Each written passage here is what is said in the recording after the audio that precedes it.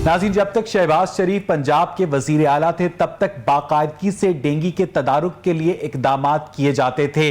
जो बाकायदा डेंगी का सर्वे था वो किया जाता था। इंसदाद डेंगी जो सेल है वो अपना काम करता हुआ नजर आता था। जगह जगह स्प्रे किया जाता था, लार्वा चेक किया जाता था और जो दुकानदार SOPs की खिलाफ वर्जी करते थे उन्हें बाकायदगी के साथ तवातुर के साथ जुर्माने किए जाते थे। और यही वजह है कि जिस तरह से डेंगी ने सर उठाया था इस दहाई के शुरू में शहबाज शरीफ ने इफेक्टिवली डेंगी के ऊपर काबू पाया। लेकिन हमने देखा कि जब से उस्मान बुज़दार साहब पंजाब के वजीर आला बने, पाकिस्तान तहरीके इंसाफ की जानिब से जिनके बारे में वजीर आज़म इमरान खान का दावा था कि वो वसीम अकरम प्लस साबित होंगे, लेकिन कम अज कम डेंगी के मामले में वो वसीम अकरम नेगेटिव साबित हुए। हमने देखा कि उस तरह से डेंगी के ऊपर तवज्जो होना ही कम हो गई। ना कहीं पर स्प्रे किया जाता है, ना कहीं पर फ्यूमिगेशन की जाती है, ना कहीं पर लार्वा चेक किया जाता है। पिछले एक हफ्ते के दौरान मुख्तलिफ दुकानों से 9000 से जायद सैंपल बरामद हुए हैं।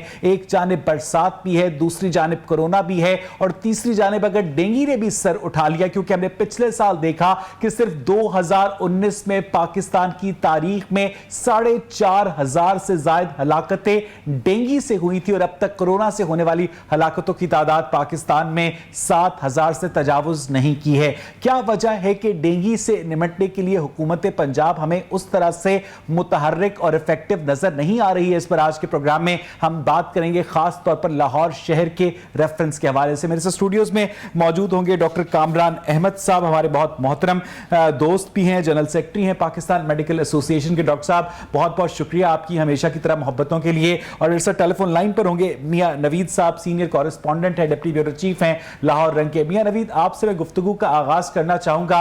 हर साल शहबाज शरीफ स्प्रे करवाया करते थे, मीटिंग्स होती थी, इकदामात होते थे, ये सब कुछ इस दफा नजर नहीं आ रहा। हाँ जी, बिल्कुल आपने दुरुस्त कहा कि शहबाज शरीफ की मॉनिटरिंग थी और जिस तरह वो डेंगी के हवाले से मुशारक नजर आते थे, आजकल जो उस तरह नजर नहीं आ रही पंजाब हुकूमत। और जिस तरह आपने पंजाब की बात की तो वो भी इस तरह मुशारक नहीं है। बदकिस्मती से अब मसला ये है कि अगर हमने लार्वा जो है वो तलब ना किया तो ये डेंगी बनेगा। इस तरह तो फिर जब डेंगी मच्छर बनता है तो फिर वो जो है वो इंसानों को मुतासर करता है। इस तरह अगर अभी की बात करें तो जो है वो रवा मौसम में बारिशें इतनी ज्यादा हो चुकी हैं कि बरसात की बारिशों की वजह से पानी खड़ा होता है, तो वहां पर जो है वो अगर देखा जाए तो लार्वा पैदा होने के चांसेस बहुत ज्यादा होते हैं। खदशा पैदा होता है कि लार्वा पैदा भी हो रहा है। और दूसरी तरफ मैं ये भी बता दूं कि जो मुख्तलिफ टाउन के अंदर DDO काम करते थे तो बदकिस्मती से उनको भी ट्रांसफर कर दिए गए हैं। आजकल जिस तरह ब्यूरोक्रेसी में जो है वो एक हर 2 माह बाद 3 माह बाद जो है वो पंजाब हुकूमत की जानिब से जो है वो एक बड़े पैमाने पर जो खाड़ बिछाड़ कर दी जाती है। इसी तरह जो है DDO जो ग्रेड 17 के अफसर हैं और जो टाउन लेवल के ऊपर काम करते हैं वो उनको भी ट्रांसफर कर दिया गया है। नहीं मियां नवीद, अगर ट्रांसफर कर दिया गया है तो उनकी जगह पर भी तो अफसरान ही तैनात हुए होंगे ना, वो अपना काम नहीं कर रहे? अभी तक नहीं लगाए गए और वो सीटें खाली हैं। ड्रावी टाउन है, ट्रांसफर कर दिया गया है और उसकी जगह कोई अपॉइंटमेंट नहीं की गई?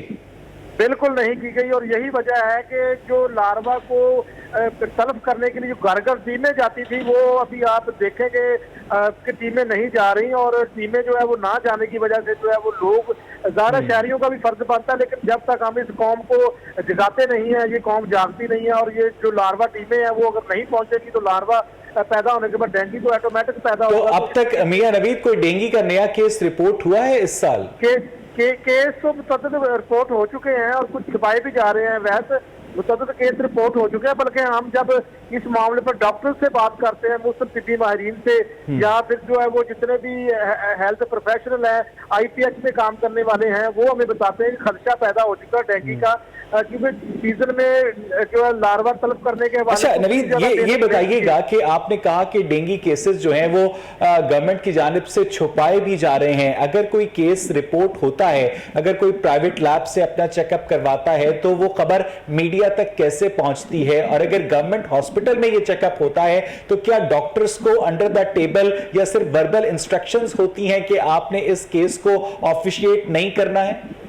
देखिए, आपने जो अभी बात की है कि किस तरह जो केस रिपोर्ट होता है, ये एक पूरा डैशबोर्ड होता है। जब भी किसी टाउन में केस रिपोर्ट होता है तो उसमें अपडेट की जाता है, अपलोड किया जाता है और वो पूरे पंजाब का फिर लाहौर का एक डाटा इकट्ठा होता है।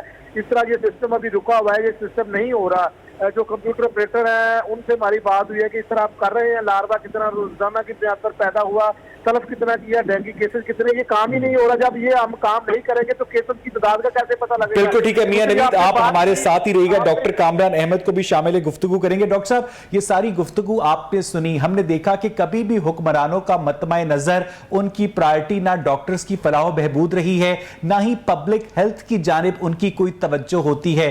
जब भी कोई कैलेमिटी सर उठाती है, जब भी कोई डिजीज सर उठाती है, उसके बाद जाकर इनको ख्याल आता है कि हाँ अब इस पर कुछ करने की जरूरत है। जैसा कि हमने कोरोना केस के मामले में देखा, तो ये जो डेंगू है अब दोबारा से अगर सर उठाता है, तो आप समझते हैं कि पाकिस्तान की जो मेडिकल फ्रेटर्निटी है इस कैलेमिटी से निपटने के लिए तैयार है? देखिए, एक तो ये बड़ी मुश्किल सी बात है कि ऑलरेडी हम कोरोना के अगेंस्ट वॉर कर रहे हैं, और जब कोरोना का भी अभी पहला केस रिपोर्ट नहीं हुआ था पाकिस्तान में, और वुहान में जब इसके केसेस रिपोर्ट हुए थे, तो हमने इस हवाले से निशानदेही भी की थी, पीएमए ने, पाकिस्तान मेडिकल एसोसिएशन ने, और मुतनब्बे भी किया था, और हमने इसके ऊपर एक सेमिनार किया अबाउट अ मंथ अगो, जब ये कोरोना स्टार्ट हो रहा था। और ये एक्सपेक्ट करना कि अगर हमारे पड़ोस में आग लगी हुई है और वो इधर नहीं आएगी, लेकिन उस हवाले से उस तरीके से तवज्जो नहीं की गई, और जब आउटब्रेक हो गई, फिर चीज़ें हुई, तो उसमें फिर मसाइल पैदा हुए। फिर उसके बाद हमारी निशानदेही के बावजूद जो कोरोना के मामले में है वो थोड़ा सा अर्ली इन्होंने लॉकडाउन ख़त्म किया। हम समझते हैं कि मुआशी मामलात भी थे, लेकिन मेरा एक उसमें जुमला था कि असर के टाइम रोज़ा तोड़ दिया। असर के टाइम रोज़ा तोड़ने से ये हुआ कि वो बेशुमार जो है वो केसेस सामने आए, और एक पीक आपने देखी, वेव का भी खतरा है, सेकंड वेव का भी खतरा है। लेकिन उसके साथ ही डेंगू के ऊपर ही मैं बात करने लगूं। डेंगू के ऊपर कितना बड़ा कंसर्न है पाकिस्तान मेडिकल एसोसिएशन को पाकिस्तान के शहरियों की सेहत को लेकर? जी, वही मैं उस हवाले से बात करने लगा था कि जब हम अर्ली किसी चीज़ को इंडिकेट करते हैं कि डेंगू के हवाले से हमने ये कहा कि इससे अगर हम गाफिल हो जाएंगे, तो ये अपनी जगह मौजूद है डेंगू। जिन ममालिक में भी डेंगू था, तो वो कोई 35 ईयर्स से, कोई 30 ईयर्स से, क्योंकि जब लास्ट गवर्नमेंट ने इसके ऊपर काम किया, तो उस दौरान श्रीलंकन टीम उन्होंने बुलाई ट्रेनिंग के लिए। मैंने भी उसके सेमिनार अटेंड किए, तो उन्होंने कहा हम 35 साल से निपट रहे हैं, तो लेकिन बड़ा एग्रेसिवली हमने उस वक्त डील किया इसको, तो अल्हम्दुलिल्लाह हमने उस वक्त काबू पा लिया। यानी अगर हम पॉलिटिकल एफिलिएशन को साइड पर रखते हुए डॉक्टर साहब सिर्फ और सिर्फ टेक्निकल टर्म्स में बात करें, तो पीएमएलएन की जो सूबाई हुकूमत थी पंजाब की, उसने डेंगू से निपटने के लिए ज्यादा बेहतर तरीके से प्रोएक्टिव पॉलिसी अपनाई, क्या आप ये कह सकते हैं? जी, मैं दूसरे हवाले से बात ये करना चाहता हूं, क्योंकि उस वक्त डेंगू ही था, तो उन्होंने बड़ी एग्रेसिव उस पर लिया, लेकिन हमने इस बात की निशानदेही की थी कि अगर हम कोरोना से निपट रहे हैं, तो इस दौरान अगर हम इससे गाफिल रहेंगे कि डेंगू मौजूद है, और डेंगू की खुदा ना खास्ता आउटब्रेक हो जाती है साथ, इसी तरह पोलियो के कतरों के हवाले से अगर कोई लापरवाही हम कर जाते हैं। कोरोना तो इस साल आया ना फरवरी 2020 में, उससे पहले सितंबर 2018 में भी यहाँ पर उस्मान बुज़दार साहब वजीर आला थे, सितंबर 2019 में भी उस्मान बुज़दार साहब वजीर आला थे, और 2019 में पाकिस्तान की तारीख की सबसे ज्यादा डेंगू से हलाकतें रिपोर्ट हो चुकी हैं। डॉक्टर साहब, जाहिर है कि जब हम एक डिजीज़ को, मैं जैसे कहा कि श्रीलंकन टीम ने हमें, जो उधर से डॉक्टर्स की टीम आई थी, उन्होंने हमें यही मुतनब्बे किया था कि अगर इसको आप समझें कि ये एक दफ़ा कंट्रोल कर लेंगे और ये ख़त्म हो जाएगा, ऐसा कुछ नहीं है। ये एक कॉन्टिन्यूस एफर्ट है, और उस कॉन्टिन्यूस एफर्ट को आप जब भी छोड़ेंगे, और जो भी छोड़ेगा, विदाउट टॉकिंग अबाउट पॉलिटिक्स, जो भी उस एफर्ट को छोड़ देगा, तो वो एफर्ट, जैसे कैसे कि किसी अगर बॉल को आप मार रहे हैं, तो वो ऊपर आ रही है, और अगर उसको छोड़ देंगे तो फिर नीचे चली जाएगी, फिर मारना शुरू कर देंगे। मैं वापस आपके पास आता हूं। हनीफ पताफी साहब मुशीर सेहत हैं, वजीर आला पंजाब के, हमारे साथ मौजूद हैं। हनीफ पताफी साहब, आप मुझे सुन सकते हैं? जी जी जी। हनीफ अताफी साहब, बहुत बहुत शुक्रिया हमें वक्त देने के लिए। आपसे पहले यहाँ पर हम डेंगू के हवाले से बात कर रहे थे। मियां नवीद भी हमारे जो डिप्टी ब्यूरो चीफ हैं, हेल्थ बीट को कवर करते हैं, वो भी हमारे साथ मौजूद हैं। उन्होंने डेंगू के हवाले से, हनीफ अताफी साहब, एक बड़ी तशवीशनाक बात बताई है कि जो डेंगू को कंट्रोल करने के लिए डिस्ट्रिक्ट ऑफिसर्स तैनात किए गए थे, उन्हें ट्रांसफर कर दिया गया है और अब वो सीटें खाली हैं, उनकी जगह कोई और अफसर तैनात नहीं किया गया। बरसात भी है, डेंगू लार्वा भी बरामद हो रहा है। आप समझते हैं कि ये सब कुछ ठीक समत में जा रहे हैं मामला? जी, बिस्मिल्लाहिर्रहमानिर्रहीम। जी, डेंगू के हवाले से गवर्नमेंट पूरी तरह विजिलेंट है और हमारी जो एक्सपर्ट कमेटी की जो मीटिंग है, जिसको डॉक्टर साहिबा और चीफ सेक्रेटरी चेयर करते हैं, वीकली डेंगू के ऊपर मीटिंग हो रही है और हमने को 11,000 डेंगू वर्कर्स अभी हाल ही में डेली वेजेस पे रखे हैं, जिनमें से 4,000 जो वर्कर हैं वो सिर्फ लाहौर में रखे गए हैं। और लाहौर की अगर मैं बात, मियां नवी साहब के जवाब में देता हूँ बाद में, लाहौर की अगर मैं बात करूँ, यहाँ पे तकरीबन 18,000 हॉट स्पॉट हैं, जिनमें टायर शॉप हो गए, जिनमें पार्क्स हो गए, मसाजिद हो गए, सरकारी बिल्डिंग्स हो गई। यहाँ पे लार्वा डिटेक्शन के लिए टीमें सर्विस कर रही हैं। कुछ 40,000 से ज्यादा जगह पे हमें लार्वा मिला भी है और जहाँ से लार्वा मिला है वहाँ पे पूरा IRS की टीम है जो साथ वाले घरों को जाके IRS करती है। लाहौर में इस वक्त हमारे पास 15 पेशेंट हैं, बाकी स्टेबल है। एक फातिमा मेमोरियल हॉस्पिटल में जो एडमिट है पेशेंट, उसकी भी कंडीशन बेहतर है।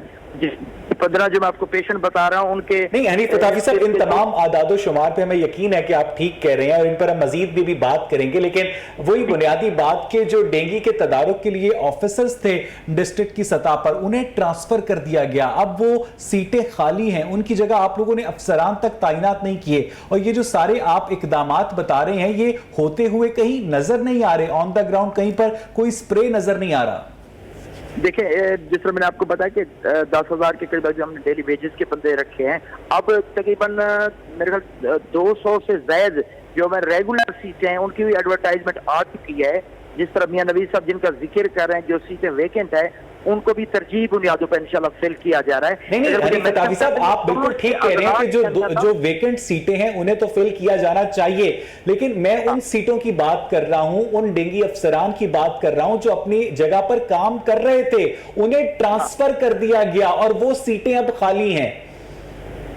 चले, ये मियां नवीद साहब बता रहे कौन से अजला मुझे जी नवीद साहब, अगर आपकी सारी गुफ्तगू सुन रहे हैं। जी बिल्कुल पताफी साहब, एक तो ये है कि लाहौर का जो रावी टाउन है वो वहाँ पे डॉक्टर साहब जो थी उनको आपने OSP किया, यानी ट्रांसफर कर दिया और वो सीट खाली है। दूसरा जो टाउन है शालीमार टाउन, जो कंजेस्टेड एरिया है, ये दोनों कंजेस्टेड एरियाज हैं, अभी तक यहाँ पर सीटें खाली हैं, नए लोगों को नहीं लगाया गया, पुराने को जो है वो यहाँ पे ट्रांसफर कर दिया गया एडमिनिस्ट्रेशन ग्राउंड के ऊपर, जाती बुनियाद के ऊपर। तो यहाँ पर ये 2 सीटें लाहौर के 2 बड़े टाउन है, यहाँ पर ये कंजेस्टेड एरिया और यहाँ पर लार्वा बहुत ज्यादा होता है। तो ये 2 चीजें। दूसरा आपने ये कहा कि डेंगू के इतने ज्यादा वर्कर भर्ती कर दी है, लेकिन ये भर्ती अभी होनी है, इश्तिहार आ चुका है लाहौर में, अभी भर्ती नहीं की गई। दूसरी जानब बरसात का मौसम है और जो लार्वा तलब करने के लिए टीमें निकलती हैं वो मेरे ख्याल में हम फील्ड में फिर इतनी ज्यादा जो है वो टीमें अभी तक हमने नहीं देखी कि घरों में जाकर। जी हनीफ अताफी साहब, 1 बाय 1 आंसर कीजिएगा। मियां साहब जो मेंशन करें मैं इनको बिल्कुल इनकी रिपोर्ट लेता हूं और मैं मियां साहब आपको बताता चलूं कि हमारे जितने डेंगू वर्कर हैं उनकी संडे की छुट्टी भी खत्म कर दी गई है। फ्राइडे और संडे हफ्ते के 7 दिन ये वर्कर फील्ड में है, काम कर रहे हैं, क्योंकि मॉनसून की वजह से आपको पता है जगह जगह पे पानी खड़ा हो गया है। इसमें हमें TM में खास और म्यूनिसिपल कॉर्पोरेशन, मेट्रोपॉलिटन, इनकी भी सपोर्ट शामिल है। तो इंशाल्लाह पंजाब गवर्नमेंट पूरी तरह विजिलेंट है, अगर डेंगू के ऊपर काम हो रहा है। लेकिन जो अभी मेंशन किया है मियां साहब ने शालीमार टाउन और रावी का, इनका मैं अभी ये बहुत पॉजिटिव बात है हनीफ अताफी साहब कि आप उन वेकेंट सीट्स को कवर करेंगे जिन्हें ट्रांसफर कर दिया गया है। लेकिन वही जो मियां साहब का हमेशा इनकी जो इनपुट्स होती है, नो डाउट मियां नवीद साहब की अपनी मेहनत है और मैं यकीन दिलाता हूं हनीफ अताफी साहब, लेकिन मियां नवीद ने भी अपनी गुफ्तगू में जिसकी जानिब इशारा किया और हम भी आपसे यही बात कर रहे हैं कि ये जो सारे इकदामात जिनका आप जिक्र कर रहे हैं, अब तक मेरी नजर से एक बहुत बड़ा बिल बोर्ड गुजरा है जो आप लोगों ने गुलबर्ग में लगाया है कि जिस तरह से हमने कोरोना को निकाला उस तरह से हम डेंगू को भी निकालेंगे। लेकिन हमारी इन गुनाहगार आंखों ने 2 साल पहले जगह जगह पर डेंगू का स्प्रे होते देखा था। वो गाड़ियां किधर गईं, वो स्प्रे करने वाली मशीनें किधर गईं हनीफ अताफी साहब? नहीं, आप बिल्कुल सही फरमाते कि पहले फोकस था हमारा कोरोना के ऊपर। अब इस वक्त हमारी पूरी जितनी भी टीमें हैं, तमाम अजला में सीओ हेल्थ की सरबराही में उनका इस वक्त फोकस डेंगू है और इन फील्ड में एक्टिविटीज भी हो रही हैं। तो मैं बल्कि जो लाहौर को स्पेशल कहूंगा कि मियां नवीद साहब को कल परसों में ले जाके फील्ड में वो एक्टिविटी दिखाएंगे कि जो एक्टिविटी हो रही है। अच्छा हनीफ अताफी साहब, आप हमारे साथ ही रहिएगा। डॉक्टर कामरान भी हमारे साथ स्टूडियोज में मौजूद है, जनरल सेक्रेटरी हैं पाकिस्तान मेडिकल एसोसिएशन के। डॉक्टर साहब, ये सारी गुफ्तगू आपने सुनी, आप समझते हैं कि जो महकमा सेहत पंजाब है डेंगू के हवाले से खातिर खा इकदामात कर रहा है और मजीद किसी किस्म की फिक्र की जरूरत नहीं है? नहीं, देखें, फ़िक्र की ज़रूरत तो हमेशा रहती है इस हवाले से, और जहाँ तक खातिर खा इकदामात का ताल्लुक़ है, वो इकदामात अपने तौर पे कर रहे हैं, लेकिन वो इफ़ेक्टिव होते हैं कि नहीं, इसमें एक मैं बहुत अहम नुक्ता जो रेज़ करना चाहूँगा वो ये कि अगर आप एक ऐसे अफसर को जिसको कोई 2 साल का या 3 साल का या 4 साल का तजर्बा था एक डिजीज़ से डील करने का, सही बात है, या ऐसा अमला जिसको कोई तजर्बा था, आप उसको चेंज करते हैं, तो चाहे वो डॉक्टर हो चाहे वो ब्यूरोक्रेट हो, जब वो आता है सीट पे तो कम से कम 2-3 माह तो उसको जो है उस सारे प्रोसेस को समझने में लग जाते हैं। उस दौरान शायद डेंगू सीजन जो है वो गुजर जाए। तो हमें तो इमीडिएट ऐसे मेजर्स की ज़रूरत है कि जिससे फौरी तौर पे इसको कंट्रोल किया जाए। ये बड़ी अहम बात है हनीफ अताफी साहब कि जिन लोगों को ट्रांसफर किया गया, जिन डेंगू अफसरान को उनका डेंगू के खिलाफ काम करने का तजुर्बा था, अगर आप उनकी जगह नई अपॉइंटमेंट्स कर भी देते हैं तो उन्हें काम को समझने में, सीखने में कम से कम 2-3 माह गुजर जाएंगे। डॉक्टर कामरान साहब जो कह रहे हैं कि उतने अरसे में तो डेंगू का सीजन निकल जाएगा और हलाकतों में इजाफा भी हो सकता है। हनीफ अताफी साहब जी, मैं डॉक्टर साहब की बात से एग्री करता हूँ। कुछ जगहों पर कुछ एडमिनिस्ट्रेटिव ग्राउंड पे होते हैं, कुछ इश्यूज होते हैं। मेरे इल्म में अब ये नहीं है कि ये 2 क्यों ट्रांसफर हुए, इनको मैं इंशाल्लाह चेक भी करता हूँ और मैं फिर आपको और आपके सुनने वाले नाज़रीन को यकीन दिलाता हूँ कि हेल्थ डिपार्टमेंट पूरी तरह विजिलेंट है और डेंगू के ऊपर हमारी टीमें एक्टिव है, फील्ड में काम कर रही है और इंशाल्लाह डेंगू ही फोकस है जो हेल्थ डिपार्टमेंट का है। और जिस तरह मैंने आपको फिगर बताया, क्योंकि फिगर से आपको पता चलता है ना, लाहौर में सिर्फ हमारे पास इस वक्त 15 केसेस हैं और 15 के 15 केसेस जो है।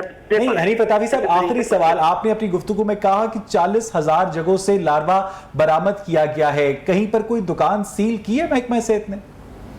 जी, अभी तक सील नहीं किया। जहां से लार्वा मिला है वहां पे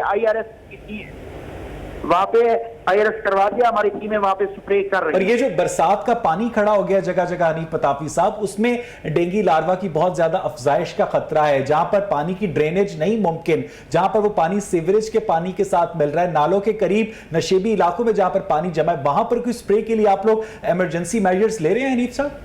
जी, बिल्कुल इसमें सेक्रेटरी लोकल गवर्नमेंट और सेक्रेटरी हेल्थ बिल्कुल इसके ऊपर कर रहे हैं, जिसमें तमाम अजला में म्युनिसिपल कॉर्पोरेशन की भी सपोर्ट शामिल है और DCOs भी इसके ऊपर मीटिंग ले रहे हैं और हमारी वीकली डॉक्टर यास्मीन राशिद भी इसके ऊपर मीटिंग ले रहे हैं। बहुत बहुत शुक्रिया हनीफ अताफी साहब आपके वक्त के लिए। नासिर, मुझे यहाँ पर एक ब्रेक लेनी है और जब हम ब्रेक से वापस आएंगे तो हम अपने प्रोग्राम का सिलसिला आगे बढ़ाएंगे। Stay with us.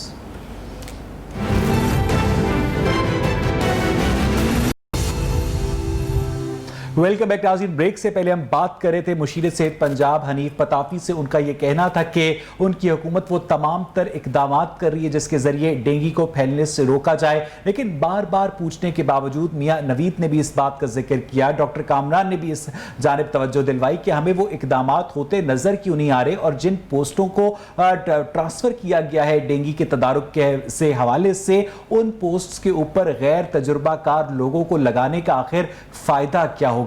Doctor Kamran, ये कोई नई बात नहीं है, ये कोई पहला मौका नहीं है जब ब्यूरोक्रेटिक स्ट्रक्चर की वजह से, जब रेड टेप की वजह से हुकूमत की जो सिंसियर एफर्ट्स हैं वो भी खटाई में पड़ने लगती हैं।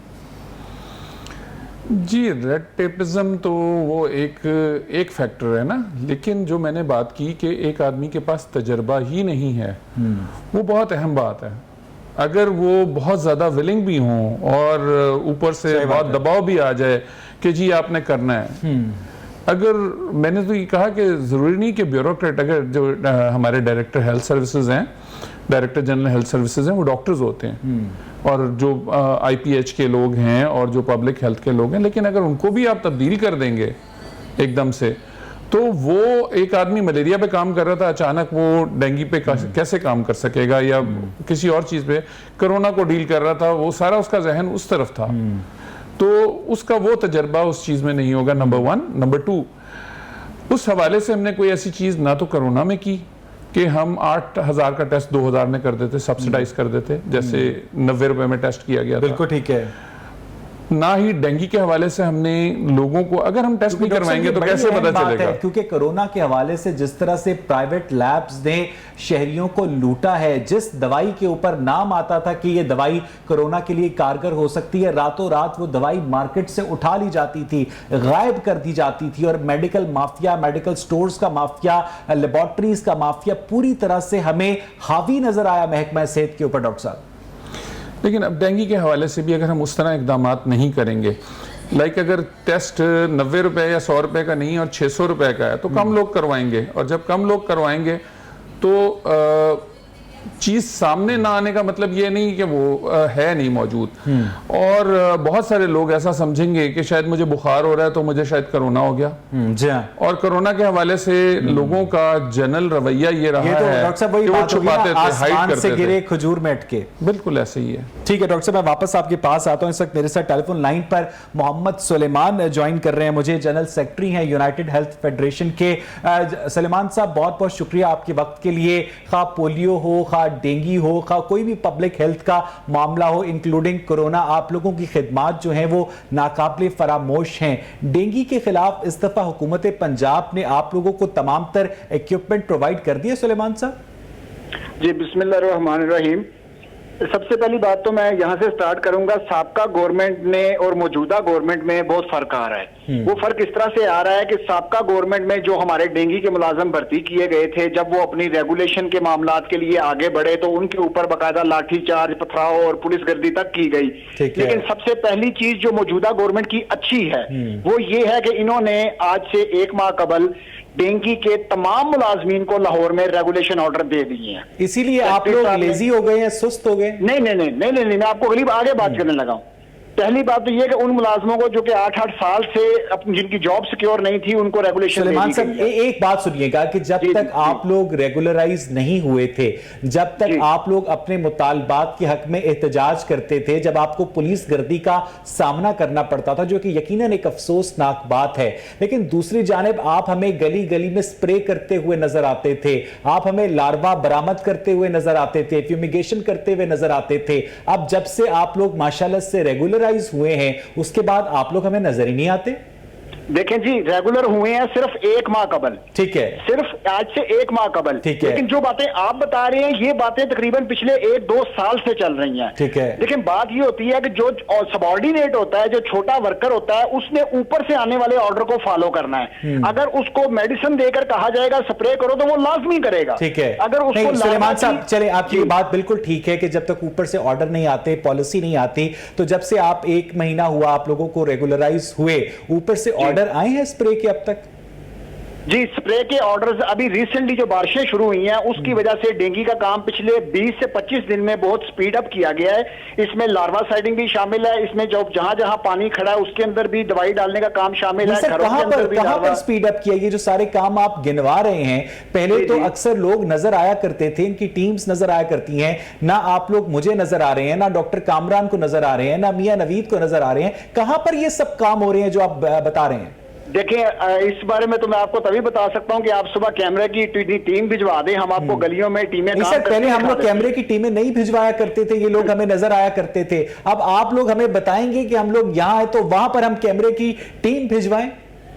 नहीं, ये बात नहीं है। बात ये है कि आज भी पिछले 25 दिन से डेंगू का काम बहुत ज्यादा स्पीड अप किया गया है और तमाम यूनियन काउंसिलों में, यूनियन काउंसिल की सतह पर, गलियों की सतह पर घर घर टीमें जा रही हैं। ये दूसरी बात, इसमें एक और इजाफा इस बार ये किया गया है कि डेली वेजेस पर 89 डेज के लिए डेली वेजेस पर भी तकरीबन 1500 से 2000 का स्टाफ भर्ती किया गया, जिनका काम ही डेंगू की स्प्रे और डेंगू सर्विलेंस है। लेकिन यहां मसला ये आ रहा है कि जितना स्टाफ भर्ती किया गया है वो तमाम का तमाम स्टाफ एमपी और एमएनओ की लिस्टों में भर्ती होता है। जब ऐसे लोग सिफारिश की बुनियाद पे आके भर्ती हो जाते हैं, फिर वो काम नहीं करते, उसका नजला तमाम के तमाम मुलाजमीन पर गिरता है, वो तमाम मुलाजमीन बुरे बनते हैं। यानी आपकी सफों में ऐसे एमपीए एमएनए की पर्ची वाले लोग शामिल कर दिए गए हैं जो रेगुलराइज भी हैं, जो सरकार से तनख्वाह भी लेते रेगुलर हैं। नहीं है, नहीं सॉरी, रेगुलर नहीं है, वो डेली वेजेस हैं, लेकिन वो काम नहीं करते क्योंकि उन्हें पता है कि उन्हें कोई निकाल नहीं सकता। देखिए दो चीजें हैं, एक होती है कुछ लोग का काम ना करना, दूसरी चीज ये होती है कि एक बंदा, जैसे अभी डॉक्टर साहब बता रहे थे कि एक बंदे को काम आता ही नहीं है। जिस बंदे को काम आता ही नहीं है, जिसने पहले कभी काम नहीं किया, वो कोशिश भी करेगा। डेंगू के तदारुक के लिए सुलेमान साहब आप लोग कौन सा केमिकल स्प्रे करते हैं? सर केमिकल स्प्रे का नाम मैं आपको माजरत के साथ नहीं बता सकता। चले कोई बात नहीं डॉक्टर साहब, ये जो भी केमिकल स्प्रे किया जाता है डेंगू के तदारुक के लिए, इसके फ्यूम्स जो है इंसानी लंग्स के लिए टेस्टेड हैं, इससे कोई दूसरा पब्लिक हेल्थ का इश्यू पैदा होने का खतरा तो नहीं होता? डॉक्टर साहब, डॉक्टर कामरान। इस बारे में तो ज्यादा पब्लिक हेल्थ के लोग ही बता सकते हैं, क्योंकि ना तो ये नाम बता रहे हैं कि कौन सा स्प्रे कर रहे हैं, और ऐसी चीज़ें हो सकती हैं जो इंसानी फेफड़ों को नुकसान पहुंचा सकती हैं। अब उसमें जो पब्लिक हेल्थ के लोग होते हैं या जो अथॉरिटीज़ इसको यूज़ कर रही हैं, उन्होंने इस बात को मेक श्योर करना होता है कि ऐसी चीज़ें, ऐसे स्प्रेज, ऐसे केमिकल्स यूज़ किए जाएं जो इंसानी इस्तेमाल के लिए भी सेफ हों। सिर्फ इस हवाले से नहीं कि वो डेंगू के जो मच्छर है, लेकिन डॉक्टर साहब ये पाकिस्तान है और बदकिस्मती से यहाँ दवाई एक दिखाई जाती है और बाद में टैंक में पानी डाला जाता है और लोगों को स्प्रे होता हुआ नजर आ रहा होता है, उसकी तस्वीरें खींची जाती हैं, तस्वीरें मीडिया के साथ शेयर की जाती हैं, सरकार के व्हाट्सएप ग्रुप्स में शेयर की जाती हैं, लेकिन डेंगू के जो मरीज थे वो पिछले साल आपने देखा किस एक्सपोनेंशियल रफ्तार से बढ़ रहे थे। डॉक्टर साहब इस हवाले से भी जरा बात कीजिएगा। देखें, जब एलिमेंट ईमानदारी का नहीं होगा और जो हमने तब्दीली का नारा दिया, तो तब्दीली ये होनी चाहिए थी। पहले भी मैं इससे इनकार नहीं कर रहा कि पहले भी जो मेरिट के बगैर भर्तियां होती थी या सिफारिश पे पर्ची पे लोगों को भर्ती किया जाता था, लेकिन मेरा ख्याल है कि डेंगू के हवाले से एक तो खासा एग्रेसिव स्टांस लिया था उन्होंने, और दूसरी बात यह है कि जब हम तब्दीली के नारे की बात करते हैं तो फिर कैसी पर्ची? तब्दीली तो यही थी कि पर्ची नहीं होगी, मेरिट होगा, ऐसा बंदा लिया जाएगा जिसका कोई ना कोई एक्सपीरियंस होगा। अब पर्ची पीले रंग की हो गई है ना, तब्दीली तो आई सर। जब उसका वो जो उन्होंने बात की कि अब उसको जो आ रहा है, उन्होंने प्रैक्टिकल प्रॉब्लम बताया कि उसका एक्सपीरियंस कोई नहीं है। मियां नवीद, आपको मेरी आवाज आ रही है? जी जी मियां नवीद, यहाँ पर सुलेमान साहब भी हमारे साथ टेलीफोन लाइन पर मौजूद हैं। इन्होंने एक बड़े खौफनाक मसले की जानिब तवज्जो दिलवाई है कि अरकान पार्लियामेंट जो कि हुकूमती जमात से ताल्लुक रखते हैं, उनकी पर्ची पर इंसदादे डेंगू के लिए ऐसे डेली वेजेस भर्ती किए जा रहे हैं जो काम नहीं करते। क्या आपके इल्म में ये मामला है मियां नवीद? बिल्कुल जी, मैं इसको ब्रेक भी कर चुका हूँ कि पैसे लेकर भी भर्तियां की गई थी डेंगू की, और मैंने बाकायदा तौर पर ये एविडेंस ना सिर्फ नॉन लीग के दौर में मैंने उसको, मेरे साथ प्रॉमिस किया गया था उस दौर में भी कि इसके खिलाफ कार्रवाई होगी, और मैं ये भी बता दूं कि मौजूदा दौर में भी ऐसा सिस्टम है। आप भी एक लिस्ट आती है और सीओ हेल्थ लाहौर को कहा जाता है कि जी आप ये बंदे भर्ती कर दें, और इसी तरह अगर बात करें नून लीग के दौर में, तो मैं यहाँ पर ये कहना चाहूंगा कि सलमान साहब नहीं नवीद, ये पैसे ब्यूरोक्रेसी लेती है या सियासतदान लेते हैं? वो अरकान पार्लियामेंट लेते हैं? ये जो पैसे महकमा सेहत के अफसरान लेकर भर्ती करते थे, इसके ऊपर मैं बकायदा कर चुका हूँ। इससे पहले जो है वो इस रिपोर्ट, इस खबर को मैं ब्रेक कर चुका हूँ। इससे मेरे साथ वादा किया गया था नहीं नवीद, यहाँ पर दो मुख्तलिफ बातें आ रही हैं। आप ये कह रहे हैं कि महकमा सेहत के अफसरान रिश्वत लेकर भर्तियों की लिस्ट भिजवाते हैं, जबकि सुलेमान साहब ये कह रहे हैं कि जो हुक्मरान जमात के एमपीएज एमएनएज हैं, उनकी पर्ची के ऊपर, उनकी सिफारिश के ऊपर लोगों को भर्ती किया जाता है। क्या ये दोनों बातें भी ठीक हो सकती हैं? वैसे भाई तीन बातें हैं, दो नहीं बातें, ये तीन बातें हैं। एक तो ये बात दुरुस्त है कि मौजूदा दौर में एमएनए एमपी अपनी लिस्ट भिजवाते हैं। दूसरी बात ये भी दुरुस्त है कि महकमा सेहत के अफसरान अपनी दिहाड़ी लगाने के लिए जो है वो पैसे लेकर भर्ती करते हैं। तीसरी बात ये कि नूंगी के दौर में भी ऐसी लिस्टें आती थी एमएलए एमपीए की, तो कोई सिस्टम में फर्क नहीं आया, बल्कि अब फर्क जो है वो मैं आपको बता दूं करप्शन बढ़ चुकी है। मेरिट की जो बात कर रहे थे कि नए पाकिस्तान में मेरिट होगा, वो नहीं है।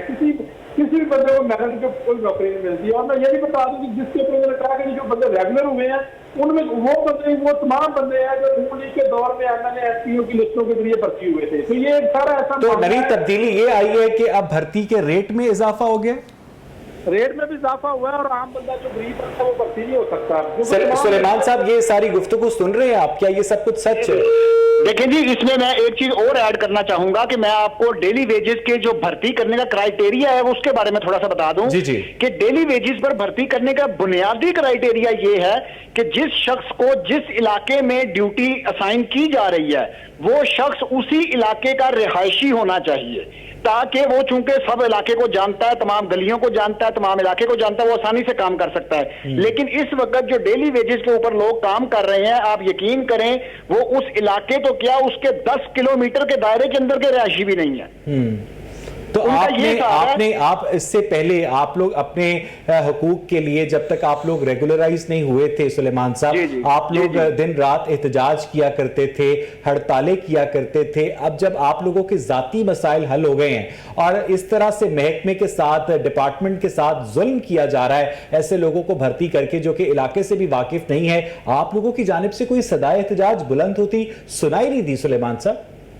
सर ऐसी बात नहीं है, इस पर हम 2-3 बार बाकायदा प्रेस रिलीज जारी कर चुके हैं और इस बात की अपील हाई अप स्केल से कर चुके हैं कि खुदारा अगर आपने डेंगी, पोलियो, कोरोना और इन बीमारियों को खत्म करना है तो आपको जेन्युइन मेरिट के ऊपर भर्ती करनी पड़ेगी। उन मुलाजमों को भर्ती करना पड़ेगा जो कि अरसा दराज से इन शोबों में डेली वेजेस पर या दिहाड़ी की बेस पर काम पहले से कर चुके हैं, जो कि काम करना जानते हैं। सुलेमान जरा यहां पर रुकिएगा। डॉक्टर कामरान, इस वक्त पूरी दुनिया में सिर्फ 3 ममालिक ऐसे हैं, एक पाकिस्तान, दूसरा अफगानिस्तान और तीसरा नाइजीरिया, जहां पर इस वक्त पोलियो माइलेटिस का जो वायरस है अभी भी फंक्शनल है। इस साल भी 19 से ज्यादा पोलियो के केसेस रिपोर्ट हो चुके हैं। और जिस करप्शन का जिक्र अभी आपने सुना मियां नवीद के मुंह से, अभी आपने सुना सुलेमान के मुंह से, आपको लगता है कि गवर्नमेंट जब तक इस करप्शन पर काबू नहीं पाएगी तब तक कोई भी पब्लिक हेल्थ की कैंपेन कामयाब नहीं हो सकती? जी बिल्कुल ऐसे ही है। मैंने तो सबसे पहले बात की कि जो गवर्नमेंट ने आने के लिए नारा इस्तेमाल किया, जो स्लोगन इस्तेमाल किया, वो तब्दीली का था।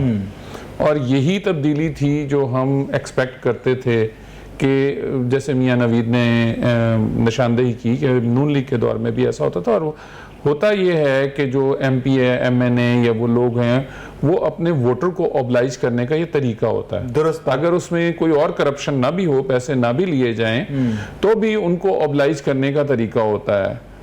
तो एक तो ये बात आ जाती है। दूसरी बात, जैसे सलमान साहब ने इंडिकेट किया कि उसमें इस बात का भी इवन ख्याल नहीं रखा जा रहा कि उसका उस इलाके से ताल्लुक है कि नहीं है। यानी एक एडवांटेज उसको ये हो सकता था कि चलें, एक तो पहले उनको वक्त पे भर्ती करना चाहिए अगर ऐसा करना है तो, अगर वो ना तजर्बाकार हैं तो उनको ट्रेनिंग देनी चाहिए, ट्रेनिंग देने के बाद उनको भेजा जाए। और दूसरे वो अगर इलाके से वाकिफ हों, वो घर घर जा सकें, लोगों के घर के अंदर जाके और लार्वे को चेक कर सकें। सिर्फ जबरदस्ती से या जुर्माने से बात नहीं है, लोगों को एजुकेट करना बहुत जरूरी है इस हवाले से। और उन्होंने मच्छर से कैसे बचना है, कैसे उन्होंने अपने, और आपने पहले एक बात की थी कि शायद ड्रेन का, इसमें ड्रेन का पानी जरूरी नहीं है, ये साफ पानी में ग्रो करता है इसका लार्वा। जो एयर कूलर्स इस्तेमाल किए जाते हैं कमरे को ठंडा करने के लिए, उनके जो टब्स हैं उसके अंदर मौजूद हो सकता है। इम्प्लीमेंटेशन ऑफ लॉ है इस वक्त सरकारी आदादो शुमार के मुताबिक 1442 घर लाहौर में ऐसे हैं जिनके अंदर स्विमिंग पूल्स मौजूद हैं। असल तादाद इससे भी ज्यादा हो सकती है, लेकिन हमने नहीं देखा कि स्विमिंग पूल्स के अंदर जहां पर लार्वे की अफजाइश हो सकती है, कभी किसी जगह पर कोई कार्रवाई की गई हो, कभी किसी उन घरों में तो ये लोग दाखिल होने का तसव्वुर भी नहीं कर सकते। जितनी सख्ती है कानून की वो सिर्फ और सिर्फ एक मिडिल क्लास आदमी के लिए है या लोअर मिडिल क्लास आदमी के लिए, बहुत गरीब आदमी के लिए। जो अपर मिडिल क्लास और जो एरिस्टोक्रेसी है वो तो इस कानून से अबव है ना डॉक्टर साहब? वो तमाम कानून से अबव है। वो तमाम कानून से अबव है, और यही जो है ये अफसोसनाक बात है, और यही तब्दीली हम चाहते थे कि कानून या सबके लिए है या किसी के लिए भी नहीं होता। फिर जब आप कहते हैं कि सबके लिए नहीं है तो फिर जो गरीब आदमी होता है उसको भी मौका मिलता है, वो भी तोड़ेगा कानून। अब्दुल मजीद अचकजई साहब जो कि बलूचिस्तान से एमपीए थे, उन्होंने कोयटा में एक ट्रैफिक सार्जेंट को सबकी आंखों के सामने कुचला था, आज वो बरी हो गए हैं। अब इस तरह से पाकिस्तान में अगर एक अमीर आदमी बरी हो सकता है सबके सामने कत्ल करके, तो एक गरीब आदमी की क्या मजाल कि वो किसी के सामने सी भी करे। जी, यहाँ तो जो गैंग रेप के जो मुजरिम होते हैं या मुलजिम होते हैं वो भी सबके सब बच जाते हैं। ऐसी औरत, मुझे यहाँ पर एक ब्रेक लेनी है और नाज़रीन जब आप ब्रेक से वापस आएंगे तो अपने पार्टिसिपेंट्स के हवाले के साथ या आज के टॉपिक के हवाले से यानी डेंगू के हवाले से डिस्कशन का सिलसिला आगे बढ़ाएंगे। Stay with us.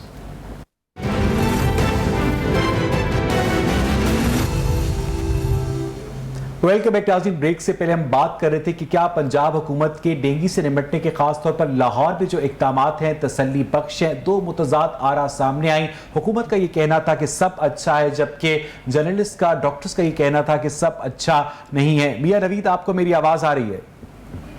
बिल्कुल आ रही है आपकी बात। मियां नवीद, आप अक्सर इन्वेस्टिगेटिव जर्नलिज्म के हवाले से बड़ी बड़ी स्टोरीज करते हैं, क्या आपने अब तक ऐसे कोई सरकारी अफसरान आइडेंटिफाई किए हैं या आप अपने सोर्सेज से आइडेंटिफाई कर सकते हैं जो पैसे लेकर डेंगू डिपार्टमेंट में भर्तियां करते हो? जी वैसे बिल्कुल इस मामले पर मैं आपको बता देता हूँ कि पहले भी जो मैंने ना ये बाकायदा तौर पर एक एविडेंस के तौर पर मैंने उस वक्त के वज़ीर पंजाब को वो तमाम चीजें, वो रिकॉर्डिंग, उन जिन्होंने पैसे लिए थे, मैंने उस वक्त जरूर ये बेनकाब किया था। और अभी मैं आपको बता देता हूँ कि मैं बड़े फैसले के जराये से आपको कह रहा हूँ कि बल्कि मैं दावा कर रहा हूँ कि इस वक्त भी जो डेली वेजेस के ऊपर रखे जाते हैं मुलाजमीन, वो सिर्फ शनाख्ती कार्ड उनका चलता है, बाकी वो वहाँ पर मौजूद नहीं होते। मैं उनकी अटेंडेंस भी जरूरी नहीं होती नवीद? हकीकी तौर पर वैसे वो वहाँ पर मौजूद नहीं होती। उनके आईडी कार्ड के ऊपर पैसे ड्रा कर लिए जाते हैं। ये यहाँ पर मैं ये पहले भी बेनकाब कर चुका हूं। सुलेमान साहब आप मेरे साथ मौजूद हैं?